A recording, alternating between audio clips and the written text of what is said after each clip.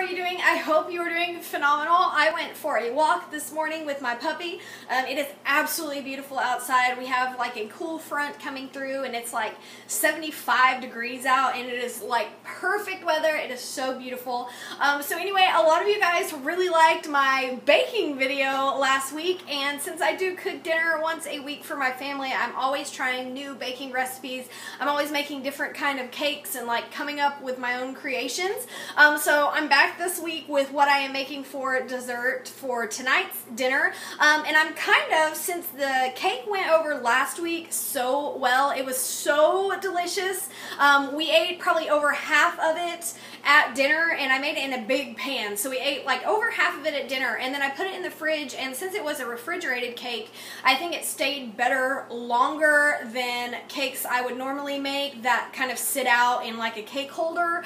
They just don't tend to stay as good as long. So since it is summer, I want to make another kind of cold refrigerated cake, and so what I'm going to do today is kind of my own invention here. I'm gonna get the actual cake recipe out of this book. This is one of my favorite books. I absolutely use it all the time, and you can get this on Amazon for like $5 or $6. It is incredibly old. I've had it for several years, and she actually has new ones. This is by Anne Byrn, and she's the cake mix doctor, and basically she takes cake mixes and adds things to them to make kind of more homemade like cakes. But it saves you some time because you just use the bag of cake mix instead of having to measure the flour and everything else and make it from scratch. So it makes it pretty quick. So I'm basically going to make a cake out of this book. It is called the Pineapple Inside Out Cake. But I'm going to do it a little bit different. She obviously makes it in like a bundt or a fluted pan. I'm not going to do that. I'm just going to make it in the same pan I used last week, just a basic kind of sheet pan. And then I'm going to change the topping. In here there's a recipe for a glaze to go over the cake. I'm not a huge fan of glazes just because it gets really hot here in the South, and a lot of the time your glazes get runny unless you keep your cake in the fridge. They just get kind of runny and they kind of slide off of the cake onto your plate, and they don't really stay on top of your cake the way I like them to once you have the cake sitting out and it warms up a little bit as people are eating it. So I'm personally just not a huge fan of glazes. I do use them sometimes, but since the cake last week was so delicious and I still have some Cool Whip left over from last week's recipe that I want to get used up, I'm going to do kind of the same type of thing where I put the pudding and the Cool Whip on top of it, but it's going to be a totally different cake. There's nothing banana in it. It's going to be kind of a pineapple cake, and it's going to be really delicious. So I'll tell you what I'm doing as we go through. I'm going to use the recipe for the base of the cake straight out of here, but then for the topping of the cake, I'm not going to use the glaze that is in here just because I just don't want to, and I want to make something really cold that I could also refrigerate that will be nice for like a summer dessert. So let's go ahead and get started. I will show you the ingredients that you're going to need. Alright, so this is everything you're going to need. Most of the stuff you are going to have in your house already. I only had to buy like 3 of these items. Everything else I already had on hand. Here's a close-up of the book, just in case you want to see that. Like I said, it's a really old book, but I love it. It's one of my favorite cookbooks just because it's so easy. Alright, so, I actually had to buy the pudding mix. I have pudding mix at my house, but I didn't have any lemon. And as much as I looked in Walmart, I swear I looked at the shelf for a good 10 minutes. I could not find instant lemon pudding, just regular. They had lemon pudding that was the cook and serve where you have to do it on the stove, but as far as the instant, the only instant that they had that was lemon was sugar-free. So that's what I got. I don't know if it will taste weird, but I swear this is the only one I could find. So yes, I did get that. Alright, and last week in the cake I made, it actually used 2 boxes of pudding. The cake ended up being really thick. For that one, since the pudding was poured down into the cake in the little holes that I made into it, I think I probably needed 2 boxes, but I'm not going to be poking holes in the cake this time. So I just got 1 box because I felt like 2 boxes might have been a little too much. And then of course you're going to need the milk, not for the cake at all, but just for the instant instant pudding, because when you make instant pudding, all you do is mix this with 2 cups of milk. So I'm going to use those for part of the topping of the cake, so we'll get to those at the end. And I'm also going to use up this whipped topping that I bought last week that I want to use up and get it out of my freezer, because my freezer is very full. Alright, so for the actual cake, this is the stuff you need for that. The first thing you have to have is a can of crushed pineapple. It says to get a 15-ounce can, but I couldn't find a 15-ounce can, so I just got this 20-ounce one. I have a little bit left over, but I'm going to use it. And it says to divide it into 2 1-cup portions. One of these is going to go into the cake, and one of them she uses for the glaze. I'm not going to make the glaze, but I'm going to mix this into the lemon pudding. I think it's going to be delicious. So you just have your can of pineapple. You might have a little left over. You can throw it away or just eat it or whatever. I'm actually probably going to put the extra into the pudding, because that's kind of just my own creation, and it doesn't really specify how much, because that's just an idea I came up with on my own. So anyway, for the actual cake, you need a can of crushed pineapple. You need a lemon cake mix. It doesn't matter which one. You can use whichever one you want. This is just the cheapest one that they had at Walmart, so I have that. The cake mix calls for 3 eggs, but you kind of ignore what this says and you follow the cookbook instead, so it's kind of, you got to get used to it, right? So the cookbook actually calls for 4 eggs instead of the 3 that this recommends. So I'm going to use 4 eggs. Okay, then you're going to need vegetable oil. This particular cake calls for ½ a cup of vegetable oil, which is not a whole lot. Then you're going to need just some regular sugar, and it calls for 1/4 of a cup of regular sugar. So again, I will post the recipe in the comment box so you can get those measurements, but really the only things I did not already have in my house was the pudding mix, the pineapple, and I actually had a lemon cake mix just because I keep a lot of cake mixes on hand, but basically you might want to go out and buy that if you didn't have that. It's not going to cost you more than like $3 or $4 for everything. It's really inexpensive, so another reason why I like to bake cakes at home. So let's go ahead and get started. The recipe in the cookbook says to preheat your oven to 350. So I've got that going. Like I said, I'm going to use the same cake pan that I used last week. It's kind of old and gross looking, but you won't see it once the cake is in there. And when I make cakes, I usually will just spray it with Pam or whatever I have on hand.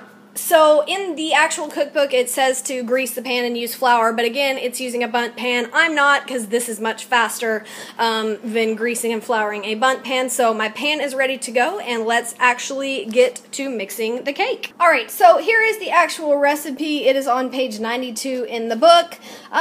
It just kind of talks about how the recipe came to be.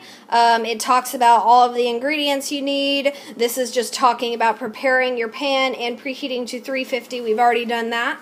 So coming over here, it says place the cake mix, which I got right there. It says 1 cup of undrained crushed pineapple. That is something I want to mention. You don't want to drain the pineapple when you take it out of the can. You want the juice to be in there. So you're going to place the cake mix, the 1 cup of undrained pineapple, the sugar, and the sugar is 1/4 of a cup, the oil, and the oil is ½ a cup, and the eggs, and that is 4 eggs, in a large mixing bowl, and blend with the mixer on low speed. Basically, you're just going to mix it all up and make sure that the pineapple is well blended into the batter. Then we're going to pour it in our pan and get that baking. So right here, we've got our lemon cake mix. Let's put that in there. We are going to put our 1 cup of crushed pineapple with the juice. You don't want to drain it. We're going to put our 1/4 of cup of sugar, and that's just regular sugar, not confectioner sugar. We are going to put our ½ a cup of vegetable oil. I spilled a little on the side of the bowl there. And we are going to crack these 4 eggs in there. I can't crack eggs with one hand, so let me crack those in there and I'll be right back. Alright, so there is the cake mix, the pineapple, the sugar, oil, and eggs in the mixing bowl. Basically, we're just going to mix that up, and you always want to have your rubber spatula to kind of scrape the sides as you're mixing, just to make sure everything gets nice and blended together. And then we're going to pour it in the pan and get ready to bake. So let me go ahead and mix this up. Alright, so here is our cake mix. I'm going to tell you that it smells so good. The lemon and the pineapple smells really delicious. And actually it says here that the cake doctor says pineapple and lemon have a natural affinity for each other. So what better way to play up the cake's strong lemon flavor than with a glaze made of lemon sugar? Well, I'm not doing that, but pineapple and lemon go together. So that's probably why this thing smells amazing. So I'm going to go ahead and pour this in our cake pan. Alright, so here we go. Here is the batter mixture. You can see the little chunks of pineapple mixed throughout it. The cookbook says to let it cook at 350 for like 48 minutes, but that's also for a bundt pan. Since this is not a bundt pan and it's just a sheet cake, it's going to cook way faster than that. Usually no more than 30 minutes is all it's going to take. And of course, you're just going to watch the cake and get your toothpick and poke it in there and make sure it comes out clean. Alright, so I've got the cake in the oven. Again, it needs to be on the top rack, not the bottom rack, so it doesn't burn.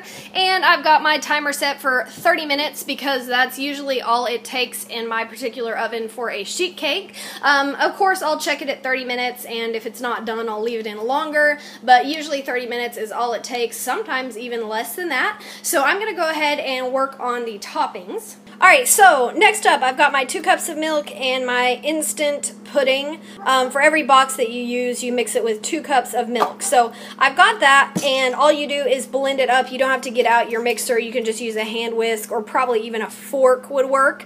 So let me just mix that together real quick. Alright, so I've got that mixed up just a little bit. I'm not quite done mixing it. I am actually going to add the pineapple to the pudding, but I want to make sure that I have as much of the juice out as possible, because if I don't, it might make the pudding runny. So I'm just going to drain out a little bit of this juice that was left in this final cup of pineapple, and then after I get that drained out, I'm just going to add it to this pudding mixture, and I'm going to stir it up a little bit longer. Alright, so here is my instant lemon pudding. It's mixed with the 2 cups of milk, and I mixed the pineapple in there as well. I'm going to go ahead and pop it in the fridge just so it can start getting cold and start setting up. I'm not going to do the holes in the cake like in the one last week, but I am going to spread it on top so it's fine, and actually probably a little bit more preferable if it's semi set up and not as runny.